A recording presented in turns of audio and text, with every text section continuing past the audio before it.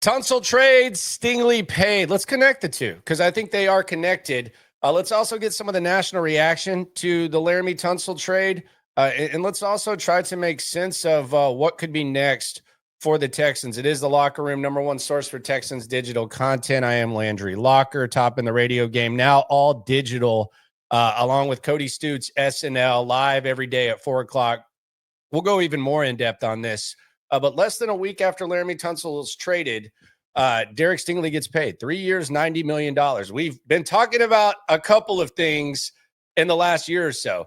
The first one to connect to Tunsil, we've been talking about eventually you're going to have to say goodbye to good players when you're building a solid core, and those guys are eventually gonna break bank. And Laramie Tunsil, there's a number of reasons why Laramie Tunsil's gone, but that was one of them.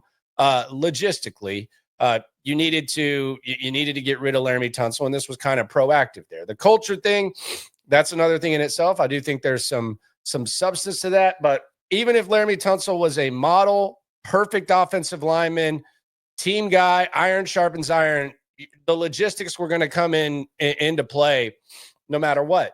And big part of that is because you had to pay Derek Stingley. Now, we'll hear from couple of national media types that I think do a decent job of reacting to the Texans, one more humorous than the other. And I think one is kind of establishing himself as perhaps someone that if you do want the best Texans information, obviously you always lean local, but I think he has a good grasp of what's going on there. And I think he did a pretty good job of breaking it down at a really, really high level. So we'll hear from that in a sec. But the Stingley thing is interesting as well, because we've been talking about this for a year heading into the season. The question that I asked about Derek Stingley was, would one season of elite ball and injury-free ball, would that cancel out all of the concerns you had about Derek Stingley staying on the field that you had heading into this season? And the answer was yes. Now, should it have been? Who knows? But it was completely wiped away. He completely resets the cornerback market. And despite the fact that he had injury concerns at LSU, in year one, he missed some games, although I think it's kind of misleading because it was the end of a season when they were borderline tanking, not trying to win. And I think they kind of shut him down early. And then he missed the month last year. But when he came into the season, we talked about there's no question when he's on the field, he's elite. It's a matter of can he stay on the field? And he stayed on the field for the first time in a long time, and the Texans acted like there were no longer injury concerns, and it didn't seem like it was a negotiation tactic. So Derek Stingley gets paid. I think it is pretty appropriate when you talk about like the potential culture and paying guys that fit your culture. I know the logistics were going to come into play no matter what, but I think it's interesting. Jonathan Alexander of the Chronicle reports that Stingley, when he got the contract, he was actually lifting weights at the Texans facility with his teammates. And I think that just kind of speaks. And that Stingley was pretty open. He told us in the locker room that he was going to be working out here no matter what the contract negotiation was. He cited Nico Collins. But when you talk about the logistics, I think you can connect Stingley and you can connect Tunsil. But I also think when you talk about the culture, I think you can connect why Tunsil's no longer here and why Stingley is. And I think you can just look at it this way. Laramie Tunsil, his supporting cast performed at the worst level that you could say. You can go left guard all the way to right tackle. That was probably the worst foursome in the NFL. Laramie's individual play fine, but the iron sharpening iron element kind of gone. And you look at Derek Stingley and Kamari Lassiter and Derek Stingley and Kalen Bullock and kind of the impact he has on his guys. That's iron sharpening iron. And that's what D'Amico Ryan talks about. And we can roll our eyes at cliches, but they believe it. And whether you say it's logistical or whether you say that it's cultural, I think both things do come into play. And you see what Derek Stingley's about, what he's been about since he got here. That's the kind of guy they pay. He's also younger. So there is that element. So it's kind of a give or take, but I don't think you can dismiss either element. And I think they're both just as valuable, and I think they're both just as real, just being around the team and seeing what these guys do on a daily basis and just kind of what the dynamic is. I think it's Derek Stingley is 100% ball. Laramie Tunsil is ball with a lot of other stuff mixed in. And the iron sharpening iron element, it lives with Stingley. It doesn't necessarily live with Tunsil. And Laramie Tunsil, he's got a great opportunity in Washington to join a team that's further along than the Texans. They've gotten further in 1 year with Jaden Daniels than the Texans have ever gotten as a franchise. So maybe he just kind of fits into that and he can just kind of find his way. But as far as trying to elevate and get to that point, I think guys like Derek Stingley are what they want around. And oh, by the way, Derek Stingley, still very young, one of the best corners in the game. I do wonder this draft, like heading into the draft, the question remains right now, where are the Texans going to find their left tackle? And who is the left tackle going to be? There's been theories thrown out there that, could Titus Howard play tackle? Now, nobody should really feel confident in that. I mean, could it happen? Maybe, but nobody should feel confident about that. We don't know about Blake Fisher either. So there's kind of a feel that you're sitting in the 20s of the draft and you kind of need a left tackle to protect your hopeful franchise quarterback. And I kind of think there's a deja vu element to this. You go back to 2025 or go back to 2019 when the Texans had Deshaun Watson, and Deshaun Watson was coming off. He was heading into his third season, just like C.J. Stroud. Now, the Texans, despite having a pretty bad offensive line, and they had Julian Davenport at left tackle in 2018, they were able to win 11 games, and the season kind of came tumbling down because they got physically dominated by the Colts at home, 21-7. Ended up being one of Andrew Luck's last games, the last time he faced the Texans. They went into that draft, and the guy that a lot of people were pointing to was Andre Dillard. Well, Andre Dillard ended up going the pick before. It was actually one of Philadelphia's few misses, and the Texans ended up getting Titus Howard, who you thought might be your future left tackle. At training camp, they had the whole Matt Khalil bit. You knew he was washed, but Bill O'Brien was real combative about it, and they ended up making the trade for Laramie Tunsil. So if you believe that they need a left tackle, it does kind of feel like 2019 where you're kind of in no man's land. You're not in the prime of getting a franchise left tackle. You start to wonder, are they going to trade up? Are they going to try to make do and then maybe make a trade late? It is something worth keeping an eye on. And then the situations are very similar when you look at it as C.J. Stroud heading into his third year. Deshaun was heading into his third year. And you want to protect the quarterback. Don't necessarily have like the cornerstone option like a Tunsil.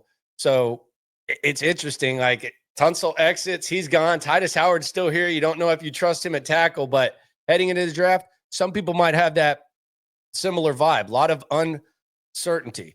It is the Locker Room, #1 source for Texans digital content. I am Landry Locker. Be sure to subscribe, like, ride along for the best Texans coverage in the game. I want to do something, though, here. I want to take a look at what some of the national media types are saying about this Tunsil trade. And I'm gonna focus on two guys. I don't really go to ESPN for the Texans' reaction and the pulse of what's going on. But I am amused, and I'm also extremely intrigued by the two reactions that we're going to look at. Because look, I don't expect national folks to know everything that's going on with the Texans. And I'm not even saying that like in a condescending manner.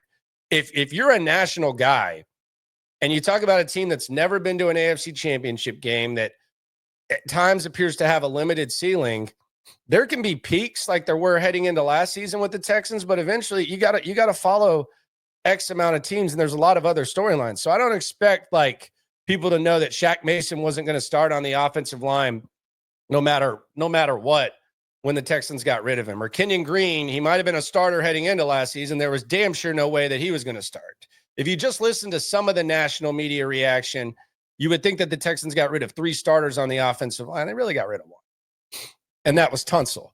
And that is what they were reacting to. And I'm intrigued by this one. This is Mike Florio. So Mike Florio does the best job in the world of aggregating NFL news.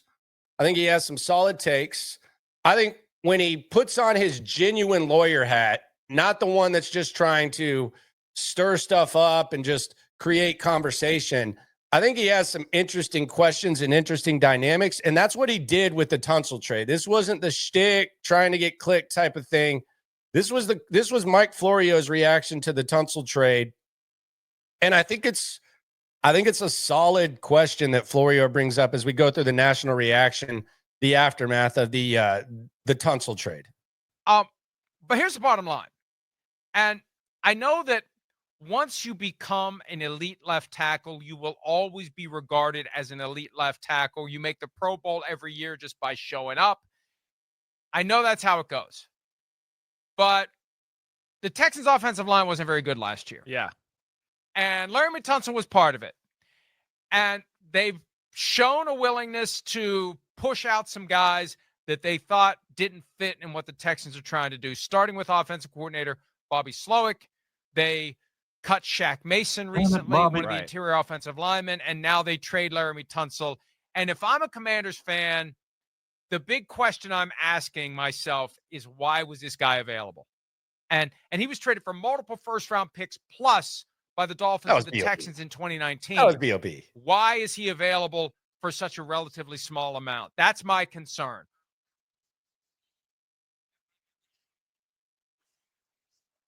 And I think that's a fair question by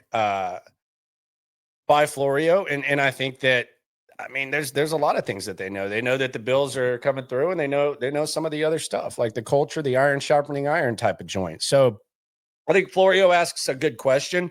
I don't think you bringing up like what Bill O'Brien did is a recipe for success. Like taking one of the biggest football idiots, King Bill, and trying to make sense of the trades that he made and compare him to Tunsil. It's not. Like that was a crazy trade when it was made. It was even crazier that you didn't have the contract negotiated. And quite frankly, I think that set the tone for any potential like moving to the beat of your own drum element that Laramie Tunsil was able to possess. I mean, he had the organization by the balls the minute he got here. But it is interesting to hear Florio kind of bring that up. Why was he available? I think we know logistics along with cultural. But I think Florio did a good job of putting his lawyer hat on there. The next guy I want to react to is Chris Long. And I think Chris Long, of all the national people that talk Texans, I think he does an excellent job of kind of having a grasp of what they're trying to do, having a grasp of what they've done, and then kind of balancing. I think he does a really good job because a lot of times, like, you'll see guys say certain things, and it's based on who the agent is, whether it's a report. I know Ryan Clark, David Mulligetta guys are always going to get love with Ryan Clark no matter what. They're going to get different treatment. But, like, I think he does a really good job, Chris Long, of balancing the player's perspective with the GM/front office perspective.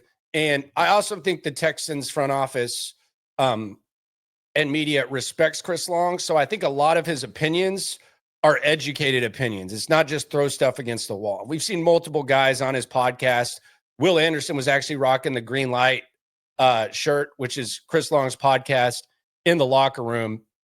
And I thought that Chris Long did a good job of breaking this thing down, as good as anyone. And I do think, I would recommend that if you do want to kind of get a national perspective that from someone who balances player, fan, like from a presentation standpoint, and also front office and player, I think the game of ping pong that Chris Long plays on Greenlight is elite.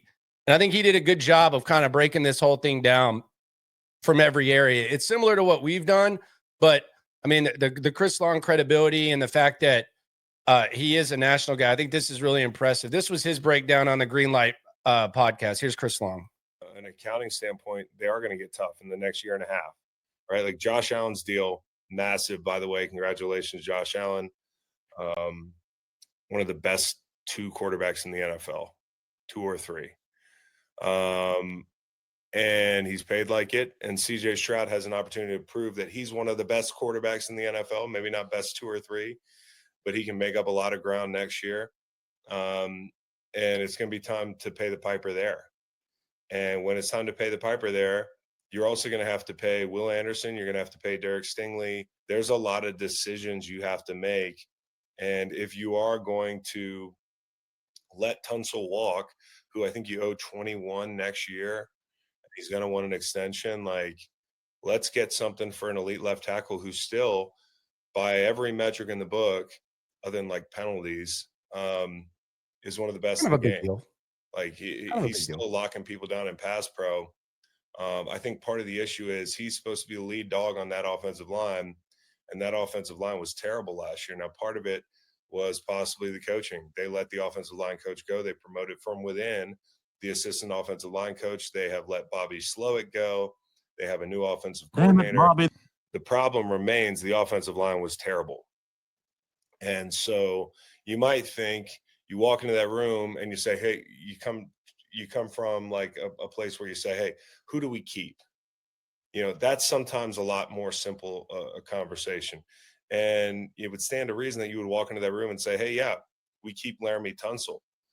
But when you look at what they got for him, 2025 third, seventh, and a 2026 second and a fourth, and you save $14 million in cap space, 42 in cash over the next 2 years, like it's not the worst thing in the world. I know it's not going to sit well with some people who are like, like look at the team on the other end of this. When you have a great rookie quarterback on a rookie deal, you invest in the protection of said quarterback. Well, one team's doing that and the other is saying, hey, we got to take this risk here because we got to pay so many people, including that quarterback soon. And they're ahead of the Commanders on this timeline. Yeah. So like they've got to do this. This is a math deal. I also think there might be more to it internally. I don't want to speculate, but like it just feels like a thing where maybe educated. He knows things got stale. Educated. Thank you. And part of that is the unit was terrible last year. And I know like heavy is the head that wears the crown. Sometimes you get blamed for things that aren't your fault. And sometimes when you have 19, 20 penalties in a season and you're not publicly accountable for those things, like, and if you talk to certain Texans fans, they might say, well, I didn't hear him taking accountability for those penalties or the issues up front or that sort of thing. Like, I think eventually you become a little bit more expendable. Perfect. I mean, and you can tell he has the grasp. That's an educated opinion by Chris Long. And I think he nails it. I think he completely nails it. And the reality is, and we've said this before, the Texans tried to invest in protection for CJ Stroud while he was on that rookie deal. They failed. They didn't do a good job, like investing in protection. They brought in Shaq Mason. They got one good year. They paid him. He was one of the worst guards in the league.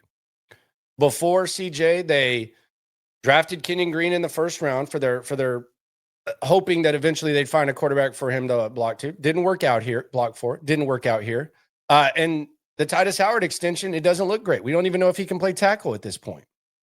So the Texans tried what the Commanders are doing. I think the Commanders have probably done a better job at this point, but that's one of the failures of Nick Caserio on top of a lot of successes. And I think Chris Long did an excellent job of breaking it down. That's just kind of how it works. And he's not pulling it out of his ass. He's talking to somebody. I can promise you. He's got a lot of connections in that building. And that's why I strongly recommend, if you are someone who follows the Texans, myself and Cody Stoots, we got it on lock locally.